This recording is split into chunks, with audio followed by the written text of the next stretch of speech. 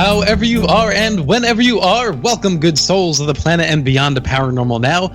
I'm Alan B. Smith. Join us as we traverse the cosmic highway of paranormal portals and tantalizing turnoffs. Tonight on Paranormal Now, we are commemorating to the day the 44th anniversary of the Travis Walton abduction incident.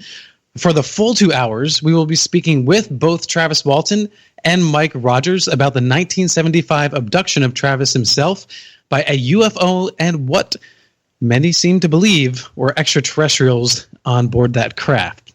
Plus, the following events and aftermath of that life-altering night in the woods for both Travis and Mike and the rest of the crew that took place at the Apache Sitgraves National Forest near Snowflake, Arizona. Also joining us for the full 2 hours is Jennifer Stein, producer and director of the documentary Travis, the true story of Travis Walton. In the second hour, phone lines will be open, so you can call in and ask any of our three guests tonight your question. So stand by. We'll give you the cue for that. Please share your thoughts and experiences with us during or after the show on Facebook, facebook.com/paranormalnowradio, on Instagram @paranormalnow, and of course, join us in the KGRA chat room where you can pose your questions and join the ongoing paranormal conversation. So, on YouTube now, if you go to KGRA's YouTube channel, there is a new series hosted by Warren and Race Hobbs himself, and it's called The Breakdown. Episode number 2 just released today, so go check that out. Like, subscribe to the channel, comment down below. We want to hear what you have to say moving forward. And you get to see Race and all his raw awesomeness. So I think we'll all appreciate that. All right.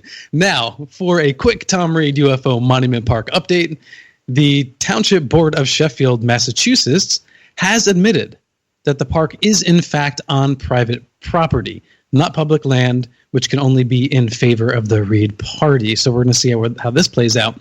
And in tandem with that, Tom Reed has now filed a 30-page complaint with the Massachusetts Bar Association for unethical practices and blatant malice by Sheffield's law firm. That's all I've got for now, but as usual, we will continue to stay on top of this story. Call-ins, again, are now available to all of you. We have rolled out the new HD toll-free phone line sponsored by the Paranormal Radio app. So, to call in later, add this number to your mobile phone, 855-472-5483. That's 85-KGRA live. Listen for your cue to call in, pose your question to the guests or myself, and make sure to save the Paranormal Radio app hotline number 85-KGRA live. And also, another fun little YouTube channel is my own sister program, Coffee and UFOs. And so if you want to get shorter versions of the sort of chats that we do here on Paranormal Now, just go to youtube.com/paranormalpop and please support that channel as well. The alleged abduction of American forestry worker Travis Walton by a UFO of apparent extraterrestrial origin on November 5th, 1975 took place at the end of a workday while working in the Apache Sitgraves National Forest near Snowflake, Arizona. Travis's foreman, Mike Rogers, was there to witness that event. Both Travis and Mike had to deal with the repercussion of Travis's disappearance for 5 days, and for Mike Rogers, unkind accusations including murder. What happened to Travis while aboard the craft, and how did they each view the experience through their own individual perspectives? Mike Rogers was the foreman and friend of Travis Walton when he personally witnesses Travis's abduction. Rogers is also a multiple UFO eyewitness and researcher. He has theorized an alternative explanation for the Phoenix Lights first event in 1997, which we've talked about on Paranormal Now, so you can check that old episode out. I'm also just so happy to share once again to you all that Mike Rogers now has his own live program every Friday, 10 to 12 a.m. Eastern Standard Time on KGRA Radio.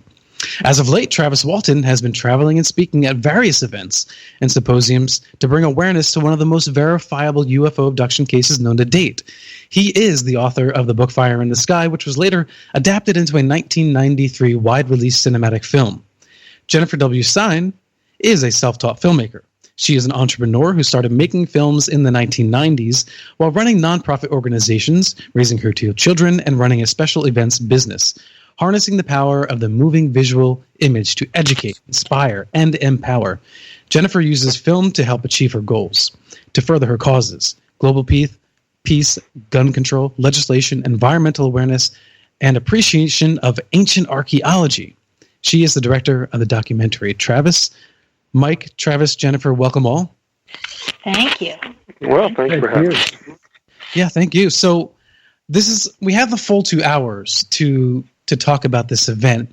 And so I would like, if we could, Travis, if you could start us off at the very beginning of this story, and Mike and you will take us together in tandem up to the point where you were abducted.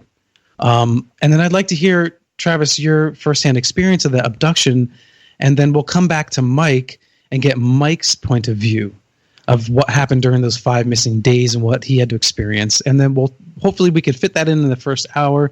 If not, we'll just fit in as much as we can. But we have about an hour and 40 minutes to do this. And I know that's not easy because I've had you both on the show before. So I'll kick it off to you, Travis, if you want to get us started.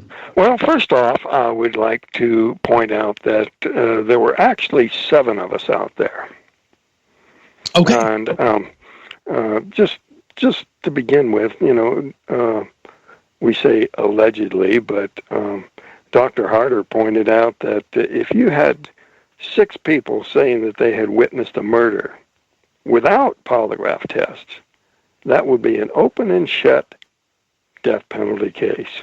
Mm-hmm. But because of the nature of this, in quote, paranormal, it has ceaseless qualifications like allegedly. But anyway, I was allegedly at work that day. Put in a long, hard day. It's been work that I'd been doing for a number of years. Mm-hmm. I did some work in pulpwood before I went to work for Mike. And he'd been doing it for a number of years before that. So it was something that we've been involved in for years. And we worked as late as we could. We were trying to get the job finished. And one other thing I want to point out is that the contract, Mike let the contract go because he had no more crew. Nobody wanted to go back out there. Mm-hmm. And so it was relet, and the crew that finished it in approximately the same number of days as we had left on our contract anyway. And that's right. Oh, one other thing, the contracting officers on that job, both of them signed an affidavit stating that there's no way that this story could have benefited Mike in relation to his contract, that he never even brought it up at the hearing.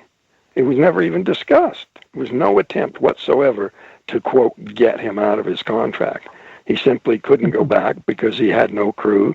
I was too screwed up. I was totally incapacitated, and the rest of the crew were terrified. Well, Travis, these were some of the accusations, right, that you're speaking to post the event. They were saying that Mike had a motive to get out of his contract, and so you faked an event.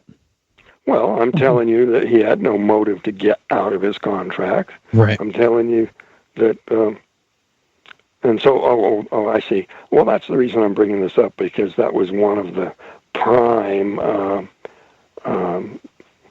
motives ascribed by the debunkers. But, they weren't satisfied with any one solution. Mm-hmm. They threw everything at it, everything possible, that it was really the planet Jupiter, that it was a drug hallucination. It was a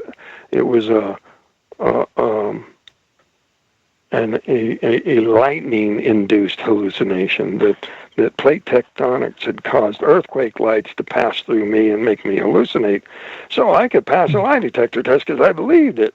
But the truth is any such plate tectonics would not have gone through the crew sitting in the truck, and certainly wouldn't have generated identical hallucinations in 7 men. Absolutely. Mike, what was the night like for you leading up to the moment that the craft had encountered you all, or you encountered the craft? Okay, well, first of all, I want to say that what Travis is talking about there is my contracting officer, who was my contracting officer at the time, and later he retired and he had moved to Logan, New Mexico, and I won't say his name, but he actually signed an affidavit that I had sent to him, and he had got it notarized and everything. There were 7 questions, and those 7 questions were designed to dispel Philip Glass's nonsense and other skeptics to this concept that I had would have benefited by creating some sort of a story to get out of that contract. It was completely nonsense, and that affidavit from my contracting officer, which came across a short time before the movie came out, just completely blew it out of the water, and as far as the skeptics concept was concerned. Totally, even though that's been it's been completely debunked, but dishonest skeptics, the ones who are still alive, continue to use that theory when they know damn good and well it's been debunked. For one thing, one of the crew members had only been on their job for 3 days. He's going to, commit his life to backing up Mike for a contract that cost him his job? No way. It's ridiculous. It is ridiculous. That guy's name was Dwayne Smith, by the way, and he passed away here several years ago, some like 10 years ago, and he never did recount the story, and he was one of those people who moved away right after that, and they received very little, almost nothing from the experience. And the skeptics just don't ever seem to bring any of that up. Anyway, to go on with what Alan was asking here about my recounting that night, that was something that was really extremely eye-opening for me, because, my gosh, that experience came out of the blue, literally. There we were, literally, headed home from work, and it was just something, because I was a realist at the time. Being a logger, you had to be a realist. I mean, you just had to be. That was kind of forced on you, but I was a realist to start with. I'd been raised a realist, and when that happened that night, it was just so amazing, just so shocking. It just jarred me to the reality that there could be things in this universe that are true that you just wouldn't have, prior you would not have thought that way at all. Yeah. Anyway, go ahead and let Travis go from there. Well, so, we were leaving the job, headed home, tired, and much to our surprise, we saw, it wasn't any big deal at first. When we saw the glow coming through the trees, first I thought maybe it's the moon or the sun going down, but none of that fit right off the bat. And then I thought, maybe hunters camped up there on the hill. But then the glow was coming from higher than where ground level would be. And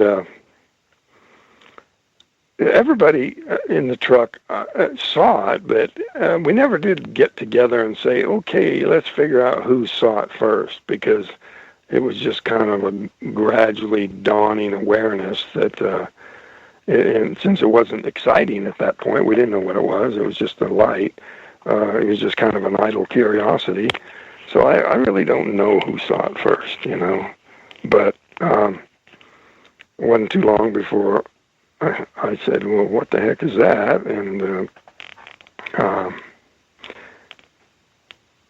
I said, Mike, hurry up and get up there so we can see what it is, because I could see there was a break in the trees where the light was shining across the road ahead. Right. And Travis, the poster on the cover of Jennifer Stein's documentary, that image, is that an accurate representation of what that field looked like, or that that slightly higher ground look like? Well, it was maybe a softer glow than that, but you don't want it so soft that it doesn't show up on the poster. But yeah, that was an excellent piece of art. Okay. So I've just posted that image in the KGRA chat room if people want to see the cover of that poster and get a better sense of what Travis is talking about. Okay, go ahead, Travis. Okay, one thing that crossed my mind was a fire. And that's where the movie title, Fire in the Sky, came from, because on our way to work in previous months, we had encountered a tree that had been hit by lightning and was on fire up high. We stopped and put it out. The Forest Service had come and got us on occasion to go fight forest fire because we were experienced chainsaw operators. We had the equipment. We were ready to go. And so, we could get there faster than the Forest Service crews could. And so, and sometimes they just needed the additional reinforcements. Everybody who knew how to do that and do it safely, they'd come and get us. So the fire in the sky idea was maybe lightning had struck a tree and had caught it on fire. And that even was sort of an explanation for the blast of energy that come out of this craft. Okay. Because I discovered only in recent years that the Mogollon Rim area there, the Sitka National Forest, has the highest frequency of lightning strikes over land of any place in the United States. The only one with more is the Everglades, and that's over water. And the significance of that became apparent later. I guess I can come back to that. But the idea that perhaps this craft generated some kind of electromagnetic field that triggered a lightning strike, when in regular sorts of terrain it might not have done so. It's just that that area has the highest frequency of lightning strikes. If you stand on that rim road and you're standing by a tree that's been hit by lightning, you can see the next tree that's been hit. And usually it'll just blast a strip out of the bark, the length of the tree, without killing it. But if it's a dead tree, then it'll catch it on fire. And sometimes just blow them apart. I mean, big time. Like scatter wood all over the place. So it was. Well, if you've ever stood on that rim. What's that, Mike? If you've ever stood on the rim. Yeah, if you've ever stood there on that rim during a thunderstorm, there's more light and there's darkness. The lightning will strike like 3 or 4 times per second, and it just becomes a firestorm. And I kind of thought that was what the movie was named after, because what he's talking about, the severity of lightning strikes on that rim area, is extremely severe during lightning storms, and it's just terrifying, actually. But anyway, go ahead, Travis. Well, one more thing with the lightning thing is the show I did with Rob Lowe and his sons. They were out investigating paranormal events, and I did a show. It was a 2-part thing. When he introduced the second half of the show, it was with a lady who sells crystals at UFO events and things of that nature. And he was saying, as a way of connecting the two events, two parts of his show, well, Travis told me that the aliens were in the area looking for fulgurite.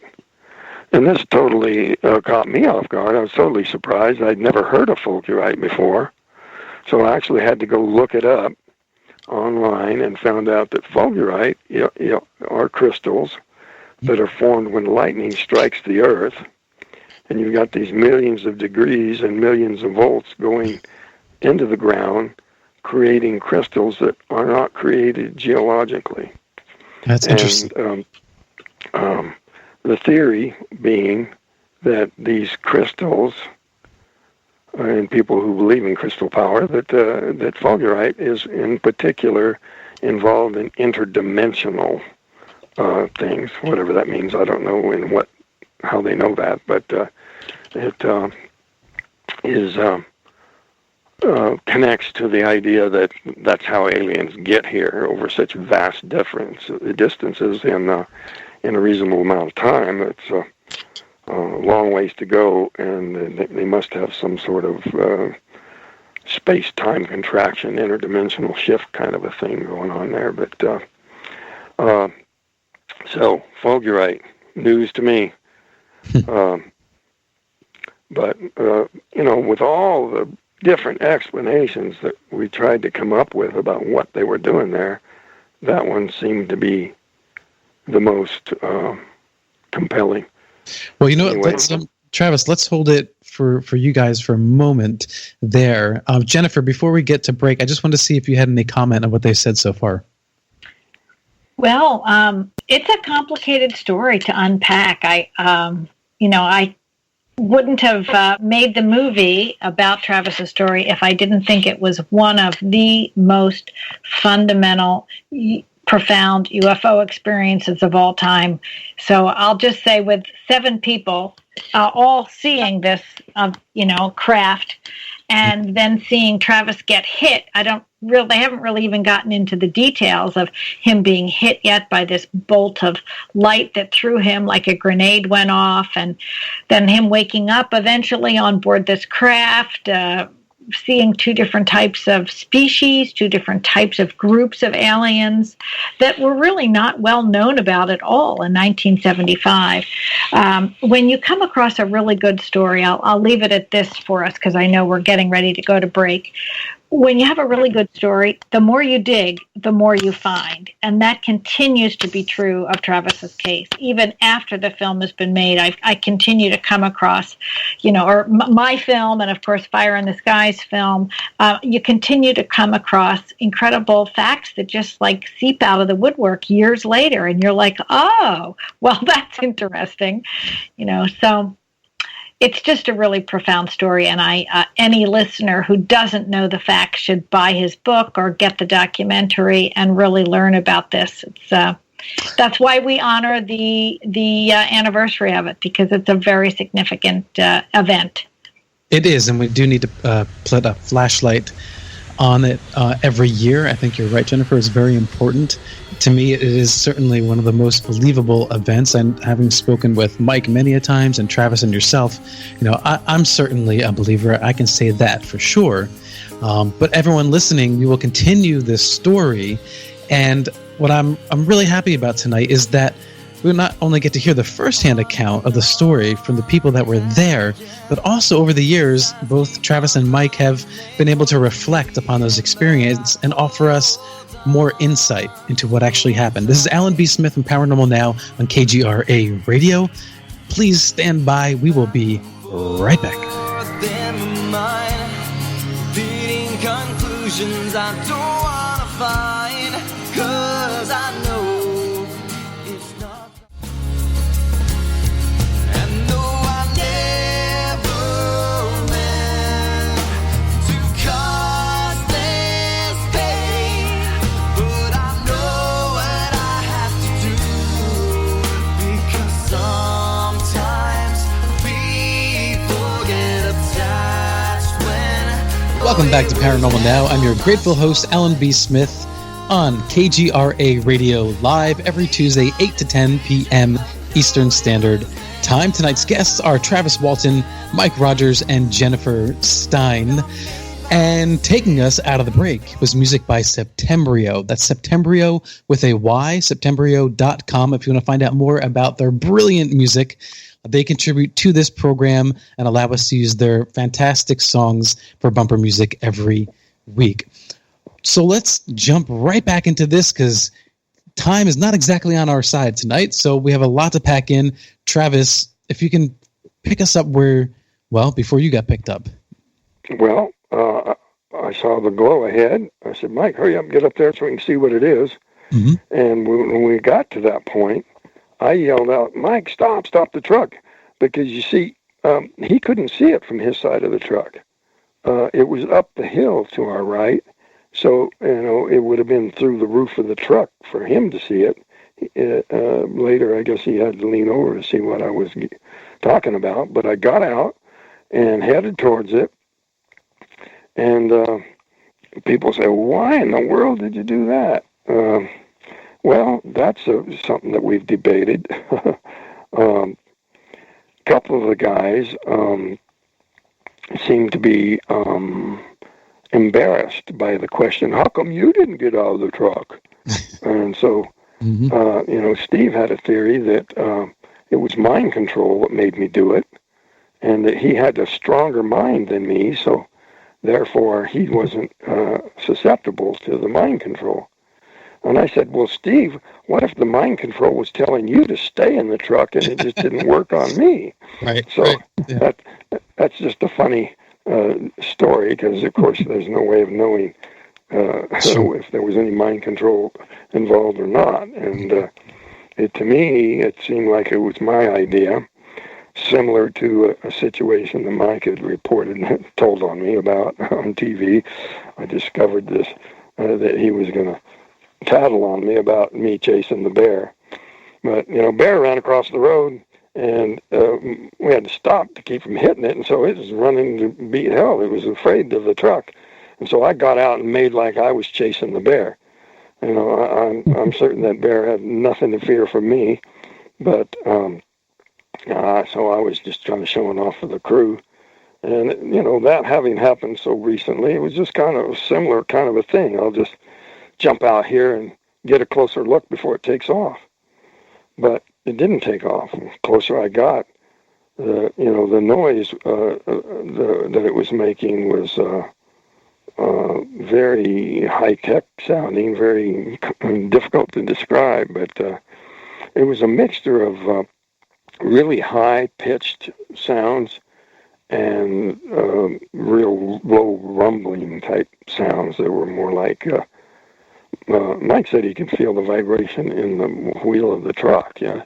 But that's right. The other guys on the crew described hearing the high points. They called it beeping, but it was much more complex than that. The closer I got, the more I could hear it. When I got right up to it, by that time, there was quite a frenzy about, hey, Travis, get the hell back here. Let's get out of here. And that was pretty accurately represented in the movie Fire in the Sky. One of the few things that was accurate. But they were cussing at me and telling me to get back in the truck. But I didn't really need to be told. I was scared and getting ready to run back. But it suddenly got louder and started to move. So I just jumped for cover. I just jumped down behind the nearest log and was hiding there. And they were saying, run, run, run. And I didn't need to be told. I was, just kind of clinging to the false safety of being behind that log. But when I stood up, that brought my head the closest to the bottom of the craft that it had been to that point. And I think that must have triggered a discharge of some kind, because as soon as I stood up, I felt this bam. It felt like a physical blow, like I'd been hit by a truck or something. Get really hit hard, I don't know if you've been tackled in football and didn't see it coming. The kind of stunning sort of force that happens there, combined with a little bit of kind of a tingling sort of electric shock sort of a feeling. Now, in the movie, they made it look like this energy came on, sort of lifted the actor up and held him for a while and then tossed him back. But it wasn't like that at all. It was a single blast. And, I can understand why they did that, although I don't agree with it. The movie people were afraid somebody might be looking away at that moment and miss it, because it was so instantaneous.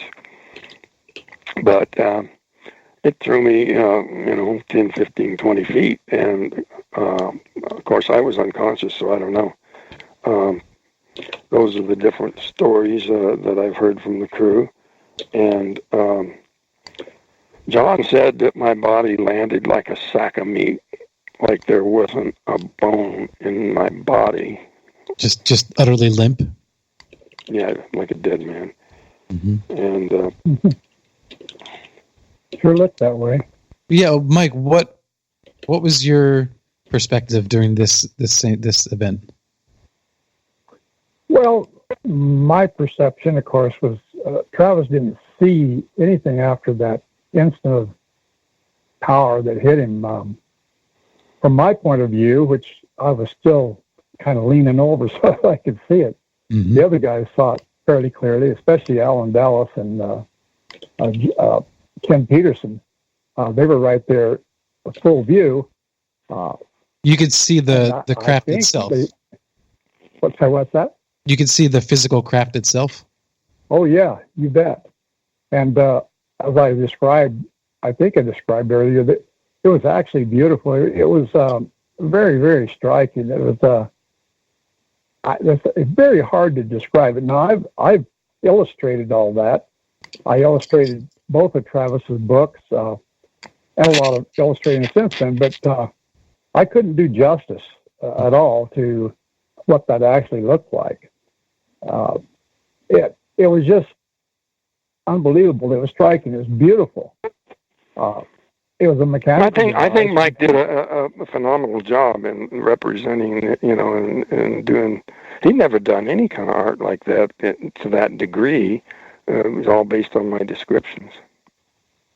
Yeah, well, I still don't think I did it justice. Except for what he saw. Except for what he saw himself, of course. That I'm sure that helped. Yeah. But anyway, all of the crew remarked that it was actually beautiful and frightening at the same time. At the same time, wow. Absolutely. And that's the way it was at first. When we first looked at it, we were just awed. That's the way it was. We were just simply awed. And, we began to notice that whole entire incident didn't last all that long. I mean, the time it took Travis to jump out of the truck and walk up there briskly up 90 feet up the hill, of course, and then stand there for a while and crouch down and stand back up. I don't know how long that would take, but maybe less than a minute. So it wasn't that long. We didn't have that much time to look at it, but the time that we did have, you could see it. I mean, it was just absolutely astounding, and it was beautiful. And it was glowing, and it was just the most marvelous sight. Well, Travis, at that point, when he stood back up and slightly turned to go away, it hit him. He didn't see this. He didn't see anything, I don't think. But yeah, he's right. Everybody there described pretty much the same thing. It threw him back. It threw him up and back instantly, like an explosion going off in front of him. And at that point, I panicked. Now, of course, everybody was already yelling at Travis by then. And we were already scared because this thing started moving. It started making louder sounds, this rumbling sound that I could feel through my hands on the steering wheel. And you could feel it through the seat of your pants. I mean, you could see a kind of a shaking of the truck. It was like that. And so by the time it struck him with that beam, we were already getting very, very scared. When that happened, I panicked. And some of the guys in the back were yelling at me to get the hell out of there. And I had to actually turn the truck back on in order to leave. But I did that very quickly. And I turned the truck on, and just as soon as it came to life, I smashed on the gas, and I peeled out. That truck had a good engine. It peeled out pretty good. And we took off down that road, actually up the road. There was a slight incline going up and towards the rim road. And I hit that road so hard. Actually, the movie doesn't quite depict it as the way it really was. They depicted it as being very fast, very crazy, doing things, hitting trees and stuff. One thing they didn't show in that movie was the fact that this area that we were working in had been logged before, and we were working on completing that. And we were working further down the road. And when we got up to that area, we were in this area where they had already closed the road. Mm-hmm. By that, I mean they would push up these humps of dirt with bulldozers And they were too high to go over. So when we first started into that area to do that, we were fine going down below. But when we were coming up from the top of the rim road, we had to actually, for the first time, get out pick and shovel and stuff and bring those humps down to where we could actually negotiate them. And so that road was very rough and very hard to get around. And going too fast was way too fast. So when we'd hit these humps, I mean, that truck just flew. We'd bang our heads on the ceiling. That happened 3 or 4 times going out of there. 4 times, 5 times. I don't know how many humps there were. But besides that, I was driving so crazy. I mean, I was trying not to drive crazy.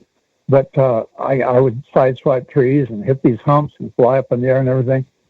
And didn't get very far away. 1/8 of a mile, I started thinking what we'd done. We'd left Travis back there, and that got me. So about another 1/8 of a mile, about 1/4 of a mile total. Just before we got to the rim road, actually, I stopped the truck, and everybody's going, "Why are you doing that?" Yelling at me, screaming at me. Keep going. What are you doing? Let me just interrupt. I think Mike and the crew have gotten criticism that they didn't deserve. People acting like that they were being cowardly and fleeing at that time, but it was the only common sense thing to do. It's just ridiculous not to, and there was no sense getting anyone else killed to save what they already believed was a dead man. Well, thank you, Travis. I think the fact that they eventually came back gives them a lot of credit for courage. Well, if I could say, and please forgive the analogy here, but if myself and a group of friends were in the woods and let's just say something like Godzilla came by and knocked one of our friends off their feet, you're looking at something that is just so mind-blowing you can't process it, and all you can see is danger in your way, and there's no way for you to fight this thing that is just utterly unknown. You don't even know if you should fight it, what you should do. And I think the first thought in anybody's mind when something just so otherworldly occurs to them is to protect those who are unharmed already. So I think that is also a natural instinct. To protect. Yeah, and part of it was the crew were screaming at Mike to get us out of here, Sure. So he was bewildered, didn't know what to do. And of course, when they say get us out of here, it did make sense. Sure, the collective panic. Yeah, but still, I take the blame. I was the driver. I should have been braver than that, and I appreciate, all the comfort from what you guys say, but the truth is I panicked, and I take the blame for that. But nevertheless, I did stop the truck 1/4 of a mile away, and when we went back, it wasn't like total bravery. When I got out of the truck, me and a couple of guys getting out of the truck saw this thing, whatever it was, even though it was a light 1/4 of a mile back down the hill where we come from, we could see this thing streaking away. It wasn't that fast. I mean, you could see this light go across towards the northeast, and then just zoom. I mean, just like a streak after that. And that made me realize that this thing, whatever it was gone. So my immediate thought was that Travis was still back there. We've got to go back there and get him. And I think it ought to be added that in the sheriff's file, other outdoorsmen in the area at the time, Black Canyon Lake was nearby, reported seeing it leaving too. Mm-hmm. Yeah. Well, we didn't know that. All we knew is what we knew at the time. And you didn't know that at the time. So, I gave the guys the choice of getting out of the truck. Well, they were already out of the truck. But I've got to take this truck back. I mean, I'm going back. I'm gonna see what happened to Travis. It very obviously hurt him, and I was trying to get that across to them, and they were in such an uproar. I couldn't hardly get them to think anything, but finally kind of had to yell on them. I'm going back. You guys can stand here, or because I'm going back. And when I got back in the truck, and they all got back in too, very quickly. It was like it didn't take very much time to decide. but we had seen the thing leave, at least what we thought was it leaving. And so when we went back, it wasn't like with total bravery, you know, it wasn't like we were facing that terrible enemy. We went back slowly, and everybody was quiet. Where before they were very, very loud, screaming, yelling. It was just very quiet in there, and we went back to the site, and I pulled the truck up into that clearing, shone the lights up in the middle of it as best I could. We couldn't shine it right on the splash pile, but Ken got the flashlight out of the glove box. There was just one, but there were 6 of us, so we all got out of the truck and we started walking around. We had that one light. We stayed close together. We didn't hold on to each other, but we were shoulder to shoulder. And it was extremely spooky. I mean, it was just very, very frightening. And I was white knuckle scared. I mean, everybody was really. Some of the guys there were weeping, literally. I mean, tears in their eyes. It was the most horrifying thing they'd ever done, and it was for me. And so when we went up there and looked for Travis and looked around the area, all the way around the clearing, and into the trees on the edge of the clearing, finally it dawned on me that he wasn't there because his body was not there where he had laid. And when I pulled up in there, I was expecting to see a horrible sight, a burned body, a mangled body, something, at least dead. Because he certainly looked like dead when he hit the ground. And so I broke down. I broke down there, and it didn't take too much longer. We decided we needed to go back. We needed to head back into town. And we did. And we all got back in the truck, and we headed out. We went down I can't remember how long it took to get back down to town. We didn't go very fast this time, slower than we usually would. It probably took twice as long as it normally would. But we got back down to Heber, and really, I would expect it to have taken less time. No, we didn't. We came out. You guys were arguing about what to do. The first flight away from the site, after you got struck, was a quarter of a mile, and that was very fast. But after we had gone back to the site, very slow and very careful and very quiet, and couldn't find you, and then we went back to Heber. That trip back into this town was exceptionally slow. Put it that way. Well, you guys were arguing dragging our tail behind us. No, we didn't know what to do, but when we got back to Heber, Ken Peterson said, we need to call the authorities. And I said, well, yes, we do need to call the authorities, but I just can't do that right now. I wouldn't know what. I certainly wouldn't want to tell them anything about a UFO. Right. And, well, Mike, let's hold it right there because we're up at the second and last break. So we'll continue on when we come back on the other side. This is Alan B. Smith for Paranormal Now on KGRA Radio. My guests are Travis Walton, Mike Rogers, and Jennifer Stein. We will do our best to get to your chat room questions at the bottom of the second hour. And of course, at that same time, we will also open up the phone lines so you can ask your questions directly. There's so much more to cover. This is one of the most fascinating stories in ufology, hands down. This is Alan B. Smith. Hang in there. We'll be right back.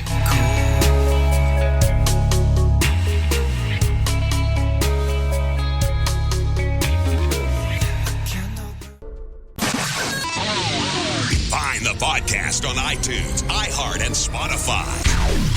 KGRARadio.com. Candle burns bright, the moon's light. Another week can be both bright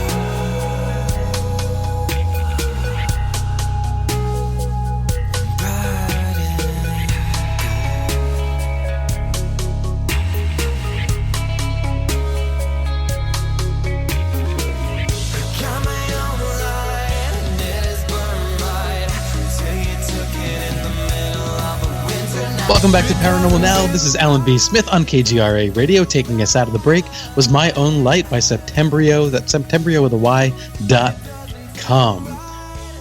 Okay, let's get back to the story. Mike, if you could just pick it up right where we left off as you're, hightailing it out of there. Yeah, well, I think I got to where we were in Heber. Mm-hmm. Ken Peterson got out of the truck, and he was the one that actually called the authorities. A guy by the name of Chuck Ellison. I knew him at the time, but Ken didn't say anything about the UFO. And so when Ellison showed up, just, 5-10 minutes later, we were reluctant. I was very reluctant. I wasn't the first one to say anything to him, but we did. We opened up finally and told him the story. It didn't take us very long, and he finally said, I've got to call the sheriff.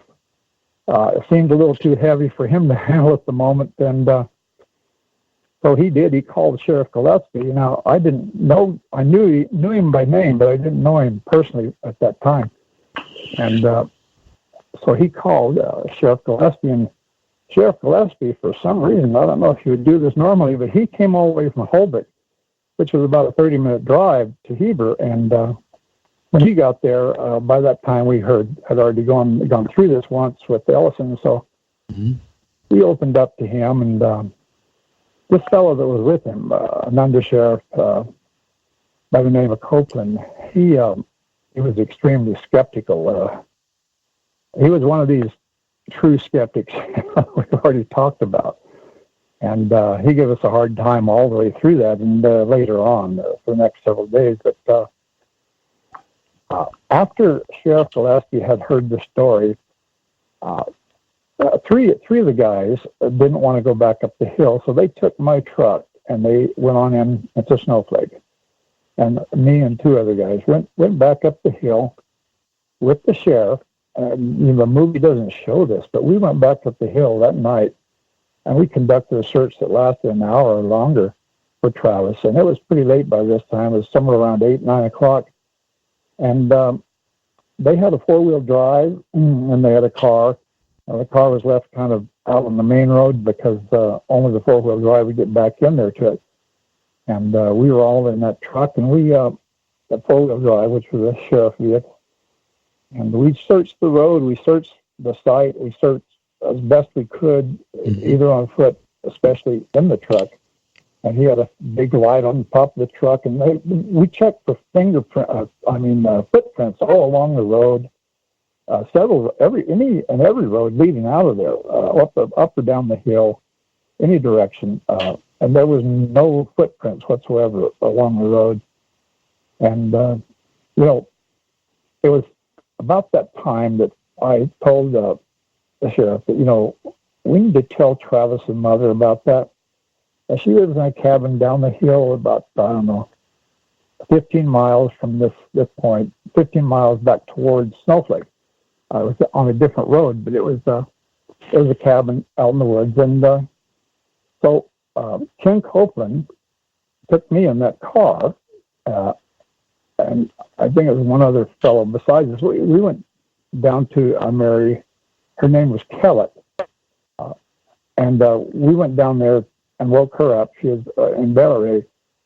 And I relayed the story to her best I could.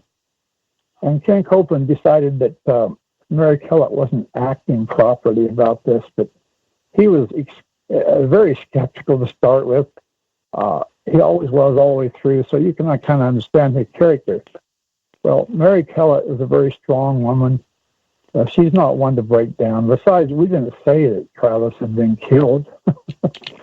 We just say he was missing. And so her being a strong person, she raised a whole bunch of kids by herself and had to work and support them. And so, I understood. I knew her very well by then, and I knew her reaction was perfectly normal. She didn't break down in tears or anything, but she was very, very concerned. The first thing she wanted to do was tell the rest of her family down in Snowflake, and so she did that. And Ken Copeland brought us back into Snowflake that night. And the very next day, Sheriff Gillespie already had a whole bunch of people organized to search. And we carried on a search for the next 4 days, which included a couple of helicopters, 50 men or more on site, and we searched for 4 days and didn't find Travis. And it was like the fourth day of that search that these accusations, mainly from Ken Copeland, emerged about murder, and so that's where that went into that. And anyway, do you want me to continue with this from there, or do you want somebody else to pipe in here? Well, I'd like to hear a little bit more about your experience after that. Well, when you say a 4-day search, Mike, it was briefly halted, and then the family went out there and said, "Hell no, you're going to get back out there," and they continued it for another day.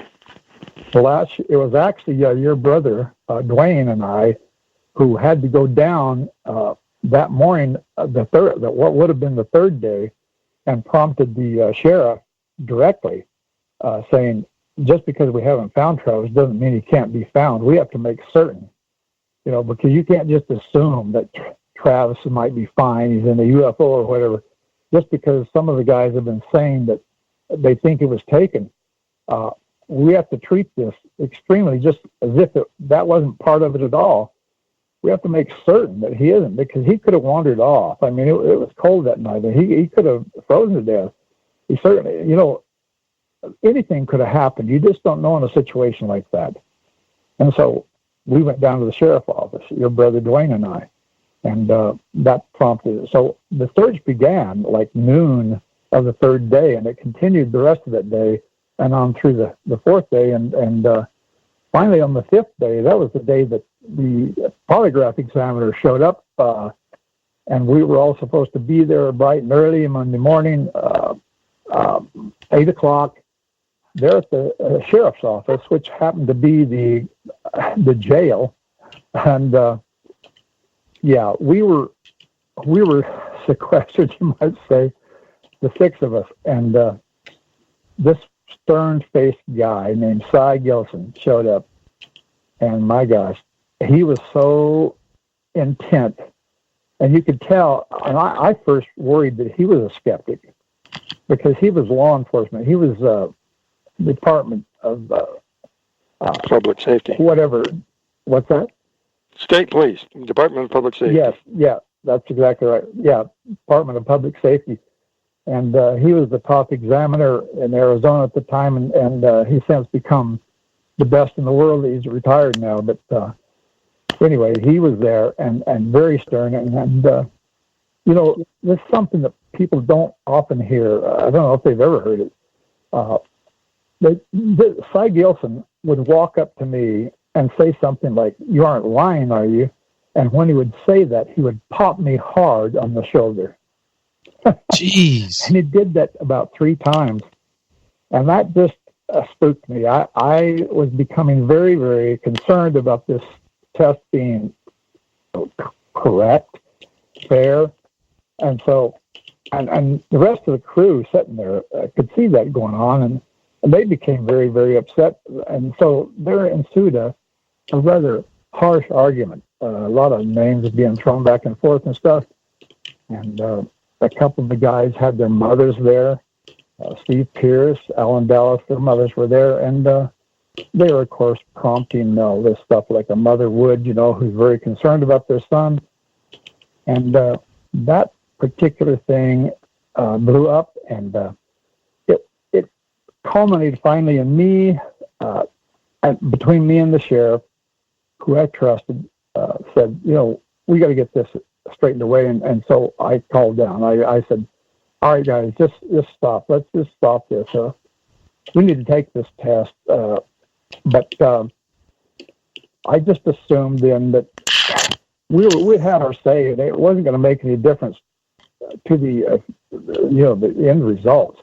Mm-hmm. Whatever was going to happen was going to happen. We needed to be cooperative and go through with it, which we did. And the test took all day long, all the way up until like 9 or 10 o'clock that night, because each test took about 2 hours or more. And I drew something like 5th out of the 6, like drawing straws. I think that's what we did, actually. And the first person the examiner wanted was Steve Pierce. because he was the youngest on the crew. I didn't know at the time he was only 17 years old. He lied to me about his age. He went in first, and the examiner told me later, several days later, that he was very surprised by that because he expected Steve Pierce to be the one who would break down, being the youngest and all. Well, the next person up, I believe, was Alan Dallas. He was either second or third, but he came back. Alan Dallas came back into this room where we were all in, and of course the guys who were already tested, like Steve Pierce, had gone out into this walled courtyard where they could play basketball or whatever, but you couldn't get out of it. It was like being in jail. It was a prison. Well, Steve did get real upset when my book first came out because of the description of him being one of the ones who was still crying when the law enforcement people got there. But it was true. I told him there's nothing to be ashamed of. Yes. Well, he was, and he's been ever since. I mean, there's a whole lot behind that, and a lot has happened with Steve since then, although he's kind of tempered himself down a little since then. But that test, once Alan Dallas came out of that room and came in there, and he was extremely upset. And he was telling us all this stuff about how this examiner was going to railroad us and all this, and I thought, my gosh, well, I decided to go next.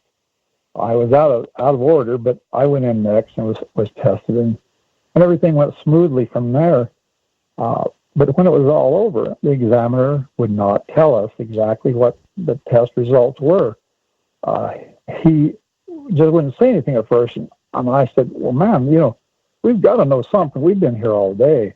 We have to know something. He said, well, Alan Dallas's test was inconclusive. Well, I already knew that. But I said, what about the rest of us?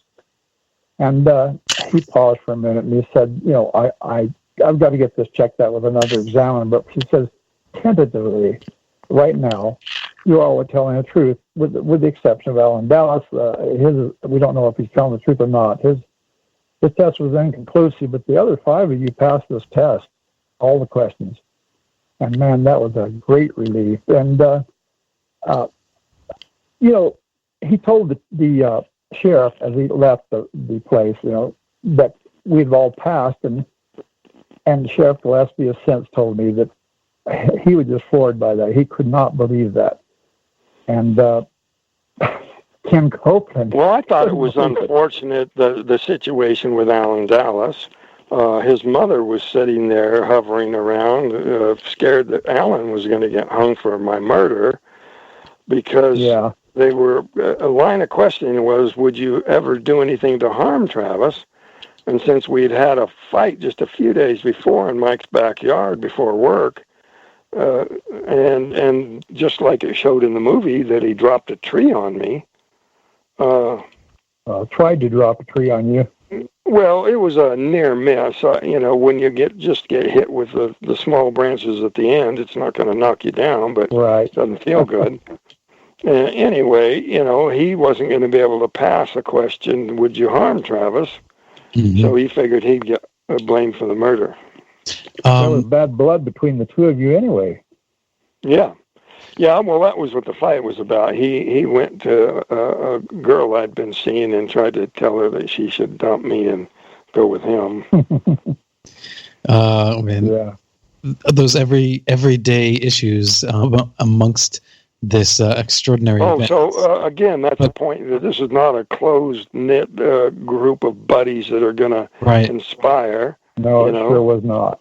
And that's the thing, is that these are everyday, little foils and relationships that you had. There was nothing complex, it seems to me. I do want to ask you a question, Mike. And I thought this is a great question. I got a message. And, all these people are doubting you and questioning your reality and the truth of what happened. And we'll get to Travis's story, but when Travis returned, did you believe Travis immediately, or was there a streak of doubt? It was 2 days before I was able to go down to Phoenix where they had taken him, because I only heard about his return a day later after he had been returned, and it took another night and into the morning of the next day before I took off down to Phoenix, and I went right to Travis's brother's house, Dwayne's house there in Glendale, I think it was, and I met Travis, and he was just like they described. He could hardly hold himself together. He couldn't tell me what had happened, really. And he was just a mess, and certainly believed what he had to say. What little bit he did say to me, I certainly believed it, because he was just so genuine and so upset and so obviously traumatized. Yes, I certainly believed it. That's a trust there, I think, then, right, Mike? I mean, and how many people would have that amount of trust in someone's character when they come back with an extraordinary story like that? So Travis, let's pause there and let's talk about that story. What happened and what you saw inside that craft? Because on the one hand, saying that you believe someone was abducted by a craft is one thing, but what you saw on the inside is a whole nother level of extraordinary. Mm-hmm. Travis? Are you there, Travis? I am. So can you tell us what happened once you were conscious on this, in the inside of this craft? Well, it's never fun to talk about. You know, it recalls Sure. some very stressful memories. It's just things I wish I never had to talk about again, but it's part of my duty. Do you feel like it's a duty to do that and to share your story? Yeah, I think it's an obligation. I'm not doing this for fun, and I'm certainly not getting anything out of it. I actually have to draw on my retirement in order to afford to keep doing this. It doesn't pay for itself. Yeah. So are you comfortable talking about what happened inside the craft? Or No, I'm not, but I'll tell you about it. When I woke up, I was in a lot of pain. I did not regain consciousness quickly or clearly. I was in and out for a length of time.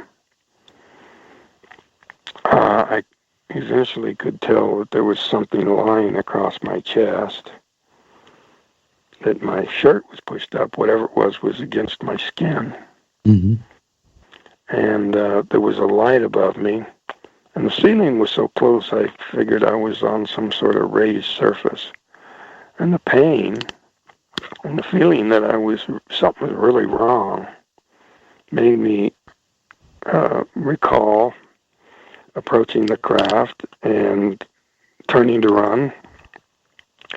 And so I thought that I'd, somehow hurt myself, fall and hit my head or something, getting away from it, and that the crew had taken me to the hospital.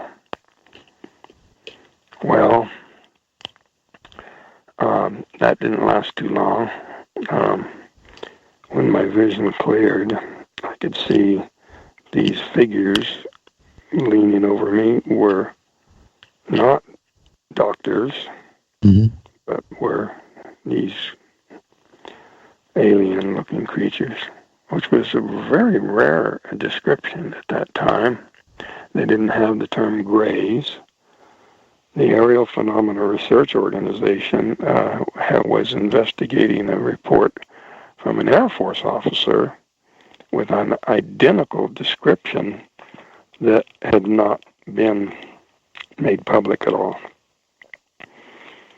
So,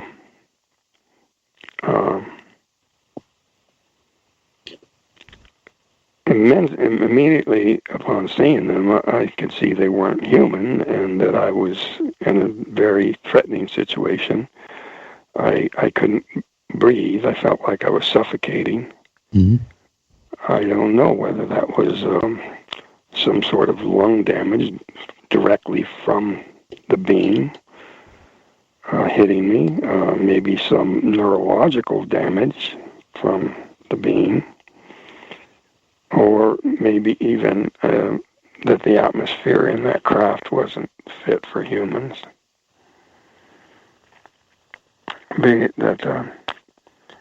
I immediately tried to push them away from me, fell back into the others. I rolled in the other direction. The device fell off. I wasn't paying attention to that so much as were they trying to come after me, and they were coming around the table towards me, extending their hands. To me, that seemed threatening, but in hindsight, it was probably just an attempt to get me back under anesthesia. Okay. And it wasn't working. A doctor in one of my audiences told me, well, the eyes being the largest opening in the front of the skull, if there are some sort of thought projection going on there, maybe that stare was so uncomfortable because they were combining their efforts to subdue me, and it wasn't working. Right. The reason I say that is because one of the tests that I underwent immediately afterwards was an EEG, brainwave scan. And Dr. Kandel did not tell the technician what I was in there for, so it was what's called double blind. He was just told to look for any anomalies, and he did find them. And that disappeared after a while with other EEGs. These were performed at Barrows Neurological Hospital, world famous brain trauma center. Okay. It's where Muhammad Ali came to when he developed his difficulties. Mm-hmm. And he even donated a wing to the hospital. He actually was so into UFOs that he came to Charlotte, where Mike lives, and set up his training camp there at the airport. Set up a ring, practice ring, in the hangar where I and Mike's younger brother Charles had worked off our private pilot training. But Muhammad Ali set this up? Yes, Muhammad Ali came. Oh. He even arranged to sleep overnight at Bison Ranch. The people at the ranch tell me now, because he wanted to spend the night as close to where that happened as possible. That he had Angelo Dundee talks about this. It's on video. You can find it online. Okay. That Ali had major sightings before each of his bouts. So he was definitely a believer. But I have no idea if during the time he stayed at Bison Ranch, if he actually went up there on the rim where it happened, or what else happened there. So did the brain scan give you any validity? Did it? Well, I think it showed that there was some sort of injury that was just residual, that it went away after that. Okay. So how did you get off of this craft? Well, I was just looking for a way out any way I could, just pushing buttons and moving levers, anything that I thought might open the door. I didn't see the small creatures again, but a human-looking individual came in. It's a type they called Nordics, but I don't think they had that name back then. It was just somebody that looked kind of human. And if there is a species out there that resembles humans, they would call on them to get me to cooperate, because I damn sure wasn't going to cooperate with these horrible monsters that I figured were, responsible for this pain I was feeling. But in actuality, some people have suggested that it was some sort of robotic android sort of thing that they had whipped up for that purpose.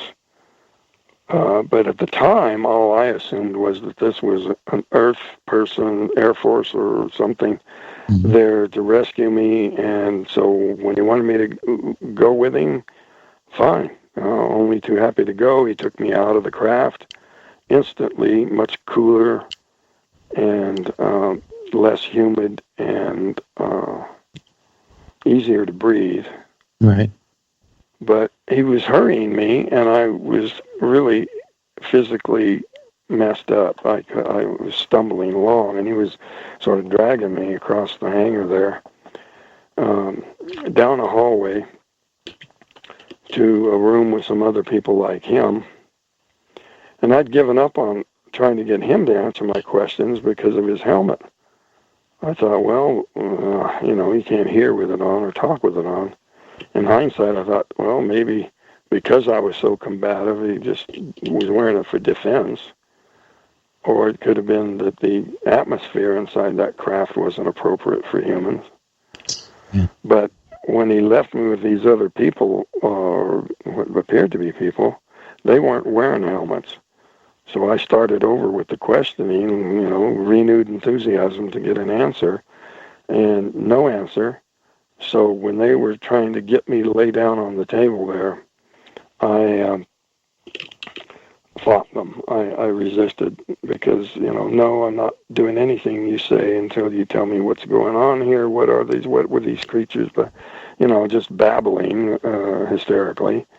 And they didn't seem the least bit inclined to answer me and forced me down on the table, put a regular anesthetic mask over my face, and I went out pretty quickly. It wasn't painful or anything. It just lost consciousness, and next thing I knew, I woke up on the highway outside of Heber. Oh. And how were you discovered? Well, I recognized the lights of the town down below, and I ran down in, found a telephone, and called my family.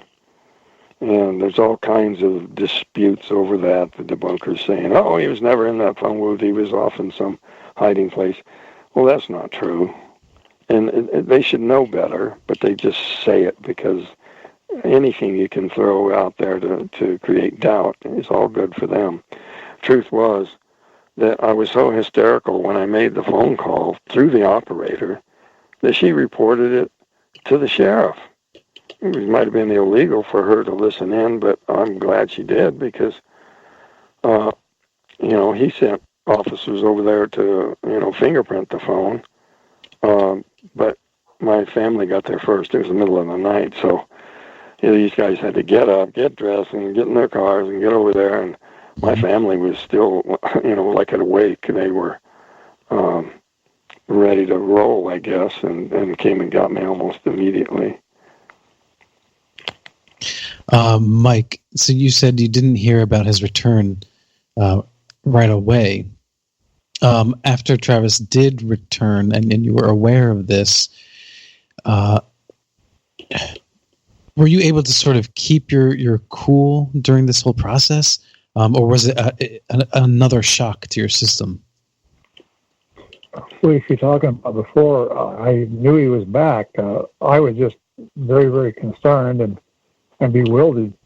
After 4 days of search, we had the lie detector test, and that was over with. We came home, and all that night, the rest of that night, and the next day, I didn't hear anything. I just assumed I was never going to see him again.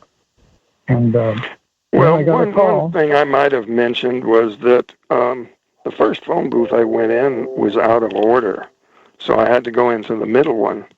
And that's further proof that I actually was at the phone booth, contrary to Philip Glass's stupid theory.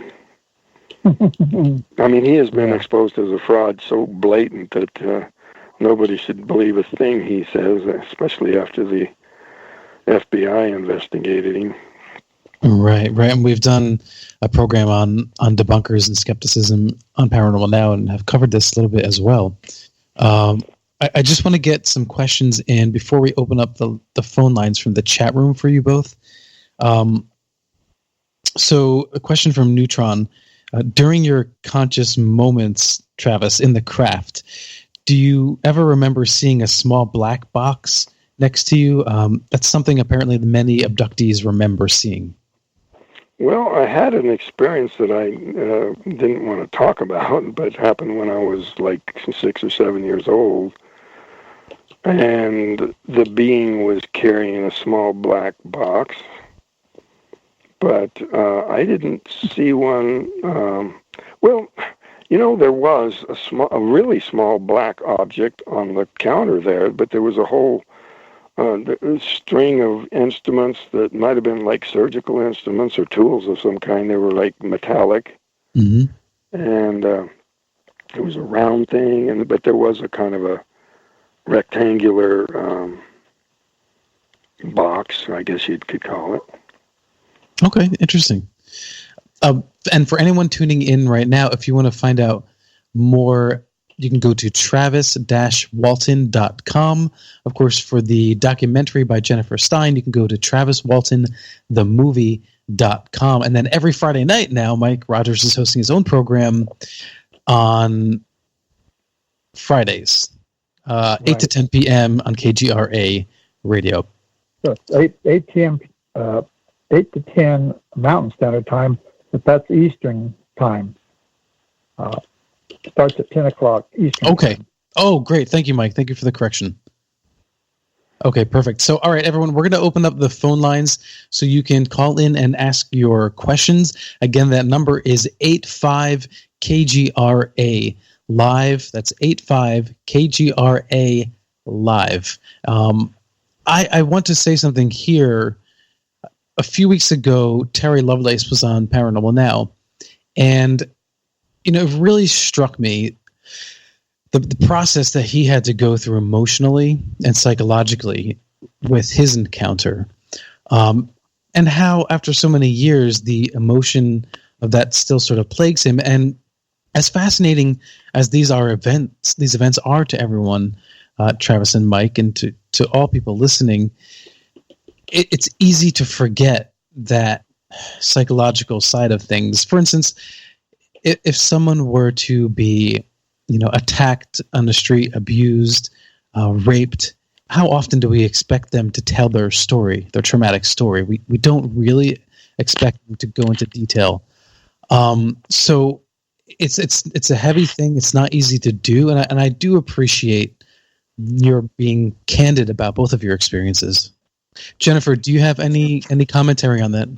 I would add to that as well, or agree with you. That's partly why I made this film, because I wanted to provide an opportunity to vindicate all the people that were involved, not only Travis and the other, living logging members, the logging crew, but also the police, who underwent ridicule for a long time because they were involved in this case.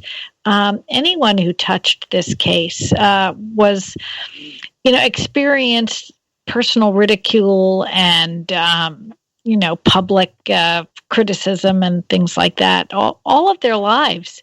So I think it's important to recognize that it is traumatic to go back and explain this again and again and again, and then still continue to come up against the disbelief or the use of the word alleged, as Travis was mentioning in the early part of this show.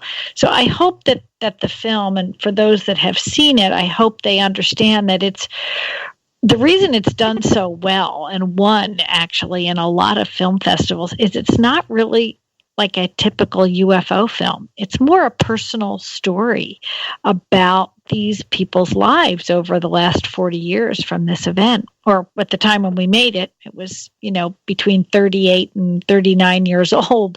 So we made it for the 40th anniversary.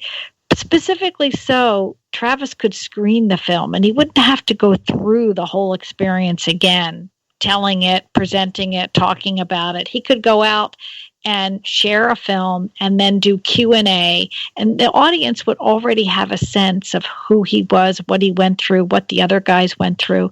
And I hope that's what I've accomplished. That was really my goal. Yeah, I think that's a very good additional benefit of having had the film made. one other thing that might have motivated the law enforcement people to want to stay with the skeptical point of view wasn't just that their chief political supporters were a bunch of redneck cowboys, but also they were flattered by being played by a Western hero like James Garner. James Garner, yeah. And they thought it was great, because there's a skeptic, so I'm a skeptic too. But the truth was, on the set, James Garner called me aside and said, I have to play the part of the skeptic here. I just want you to know that I do believe you guys. And that was great of him to go out of his way to do that. And his daughter did the same thing. I was at a conference in Oregon, and she went out of her way to go there to talk with me and tell me that her father had told her that he believed it. She didn't know that he had already informed me of that, so I thought it was very nice of her to go out of her way to tell me that.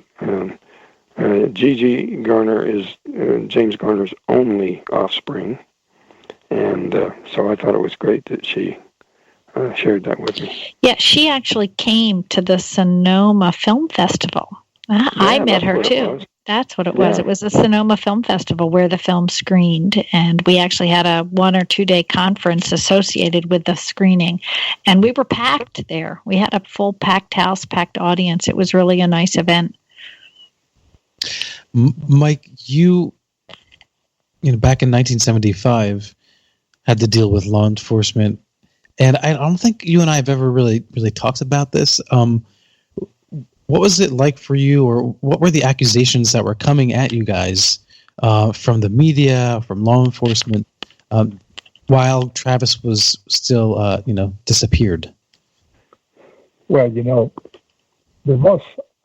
biggest thing to me, the foremost in my mind, is the fact that at the time, you were talking about a town that just didn't believe in UFOs. I mean, most of the people were down on us one way or the other. Townspeople would drive by, whether we were getting out of the truck, going to a restaurant or anything we were doing, and they would yell out these insults at us. So we had to bear up under that. It was pretty bad for a while, and the law enforcement was the same way. I mean, Sheriff Gillespie never said anything negative against us. I mean, he was kind of going by what Ken Copeland and some of the other guys, sort of peer pressure, I guess you'd say. Mm-hmm. And so that lie detector test was primarily, you might say, half at least, was about murder or foul play. But Ken Copeland was always very skeptical, and he wasn't the only one. There were a lot of other officials around who were very hard on us. Now, what I say is remarkable about this is that now, if I go down the streets of Snowflake, and I do that quite often. I mean, I live 20 miles further up the hill, up into the mountains right now, but whenever I go down there, everybody seems to know me, and I don't hear any shouts. I don't hear any negative comments. The town has changed greatly, and that is very nice indeed. Yeah, that's true. The last couple of times I've gone to Walmart, it's either a handshake or a hug or something, and including law enforcement. I got pulled over a warning or a traffic thing, and wound up shaking hands a couple of times. And and at the 40th anniversary event that we had, which Jennifer Stein put on, and Travis, I went to that, and law enforcement officers, I can't remember who, Ellison, I believe, one of them at least, was there, and he sat on a round table discussing this, and he acted like he was just the most believing guy in the world. I found that was quite refreshing. He went to work for the Phoenix Police Department and had a sighting of his own some years later. Yeah, Yeah, I was just going to mention that when we did the interviews, both. Well, it was with Gillespie. He said, "Turn the camera off, and I'll tell you some of my own experiences." And I think that Ellison did the same. He told us we had already turned the camera off, and he told us his things. He didn't tell us we couldn't record him, but we weren't. But they both had their own UFO experiences that they shared with us. Well, you should have had the camera rolling. I know. I think they probably wouldn't have wanted to record it. You know, they still live with, or had lived with, that skeptical position that they didn't want to be ridiculed. They didn't have the bravery that Travis did. They got to hold the hard line because of their profession. Right, this is everyone's last chance to call in if you'd like to ask Travis, Mike, or Jen your questions directly. So the clock is ticking. So, Travis, is there anything else that you'd like to add about either the onboard experience or post craft experience that we haven't really touched on tonight? Well, it did take me years to gradually come to a whole different perspective that it doesn't even really warrant the term abduction so much as an ambulance call. Right. That my own foolish actions got myself hurt and made it necessary to take me aboard. Saved my life. I don't think the crew could have saved my life. The nearest hospital was an hour away. Earlier you had mentioned something about lightning. Were you referring to the craft sort of acting as a conductor, or do you have some thoughts on that? Yeah, I was speculating that an EMF field might trigger a discharge from the sky where it's already highly charged. It's just part of the atmospherics. There were no clouds that night. Yeah, but I've seen lightning out of a clear blue sky before. It does happen, especially in places where... Sometimes. Yeah. What about yourself, Mike? Well, the thing about lightning, 14 years ago, I had a very serious stroke that put me in the hospital for over a week, and that was triggered by something called lightning. I was installing lightning rods. That was what I did, and that was right during the rainy season here in Arizona, which, of course, is a very high lightning strike area. And people would invariably call me to do a lightning rod right in the middle of the monsoon season. And I was doing that one day, and I brought the lightning rod, brought the cable up. We'd already put the lightning rod on the top of the tree, and I brought the cable up and attached it.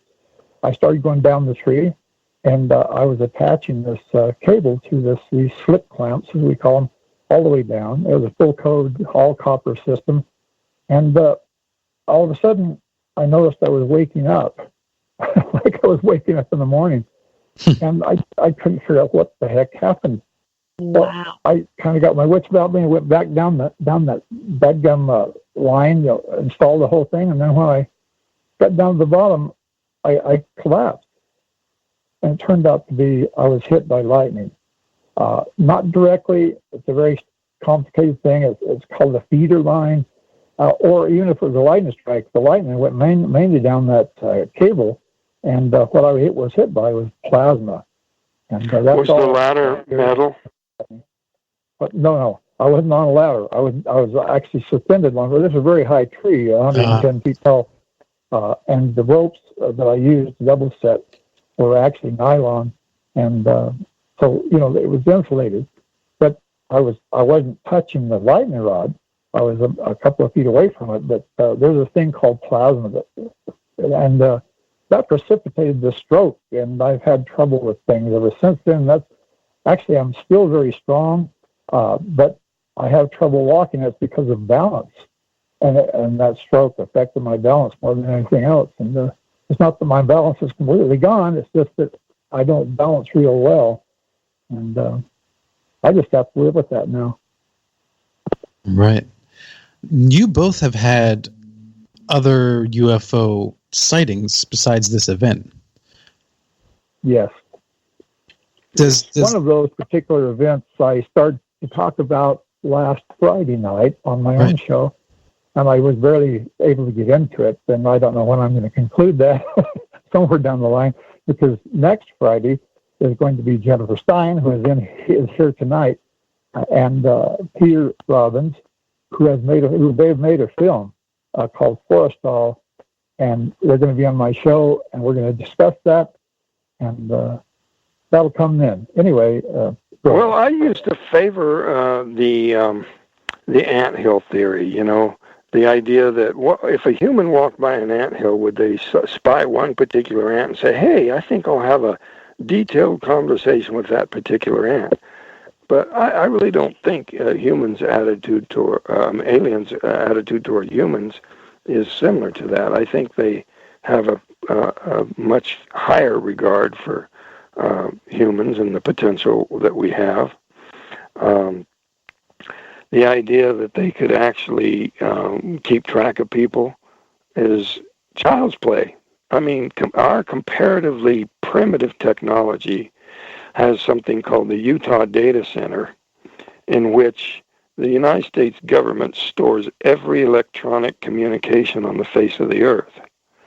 Now, if our technology can do that, certainly the aliens, they may not use computers, whatever the method they have, they may be able to do it with their head. They can keep track of who's who. If you saw one as a child and you see one as an adult, I don't doubt that they could know it was still you. So yes, I think so too. That's a good question. Are these beings benevolent, or are they neutral? Well, in my opinion, they're benevolent, and the neutrality question comes up from people claiming that grays have lost the ability to feel emotion, and their whole interest in us is a curiosity about our ability to feel happiness and love and such things. Mm-hmm. And I'm saying, wait a minute, you're saying these beings have evolved mental telepathy. Once you can communicate with each other telepathically, something like a smile or a frown becomes extremely superfluous. I mean, totally unnecessary, and just a little cryptic, very crude approximation of something they can do far richer with their minds. So the idea that they're robotic and that they can't experience emotion, I don't subscribe to that theory. So, and I haven't heard anybody but me put forth the idea that the reason people are saying they're robotic is because they don't show expression on their faces, but that's exactly what you would expect with a telepathic development. Right. This was that's direct. They're telepathic. Yeah, I think that's very interesting. They're not. All this is speculation. And speculation leads to a lot of trouble with a lot of things. Me being a realist, and that's the name of my show. Are you going to get anybody that's experienced? I don't think you'll get somebody that's experienced telepathic communication from aliens to say, yep, and here's the documentation for it. Here's the the instrument that, no, but still, that doesn't mean it doesn't happen, Absence of evidence doesn't mean absence of evidence. Right. My biggest thing is that people tend to go down this road of speculation, based on speculation, based on speculation, based on speculation. Well, I'm not claiming that they get so far away from possible reality. How can you say a whole lot of things? Because, just because something can at first be. Decide in advance that there's no such thing as telepathy, and it's not too hard to find. No, support that. No, of course, there's all kinds of things that can be. But when you start getting so far away down this line of speculation, back on speculation, I mean, it's so far away from any kind of evidence to prove. Thinking and a tremendous amount of reports in that direction. This is not just some isolated claim that telepathy is the eventual development of higher intelligence. Right. Well, I understand both approaches because, and Mike, having spent some time speaking with you and knowing the subject of your show, yes, I think there's a concern out there that if we don't stick as close to what we do know, and because I obviously speculate all the time, that's what we do on Paranormal now. But if you're taking ufology in a more hard-nosed approach, then I can understand the fear that the speculation would distract or detract from what we do know. Hey guys, we only have a couple of minutes left, so Wow. I know it goes by so fast. It's unbelievable. Well, if there was a government program looking into those kinds of abilities and people come out of it saying, yeah, I was in that program, and you can say they're lying, but it's not like, I mean, if they actually did have such a program, that shows that they're taking it seriously. And also we have evidence that our enemies have looked into that as a way of spying, too. Oh, sure. Yeah, absolutely. And I'm of not course, hard-nosed either. well, and I have my own home experiments as well. So we're going to wrap it up here in just a minute. So just a friendly reminder to everybody out there, you can go to travis-walton.com to find out more about him. And of course, you can go to traviswaltonthemovie.com. And Jennifer, are there any other sites or ways for people to contact you? On Wings Productions, they can also, reach me there. I run a local group in Philly called Mainline MUFON, MUFON. They can find me there. Those are the kind of the best sites. All right. Well, this has been a blast. Thank you all three for coming on tonight. I really appreciate it. Thank you. Thanks for having us. Well, it's been an interesting discussion. Yeah, 44 years. Wow. 44 years. All right. Yeah. Cheers to you all. And for everyone listening, tune in Friday night to hear The Realist, Mike Rogers' new show on KGRA Radio. You've been listening to Paranormal Now, broadcasting live Tuesdays 8 to 10 p.m. EST on KGRA, your official contact for the best in alternative talk radio. To find out more, go to kgrradio.com/paranormalnow and join us next week, same time, same place. Stay tuned for Fade to Black with Jimmy Church, and special thanks to KGRA producer Grace Hobbs. Until next time, live in the mystery.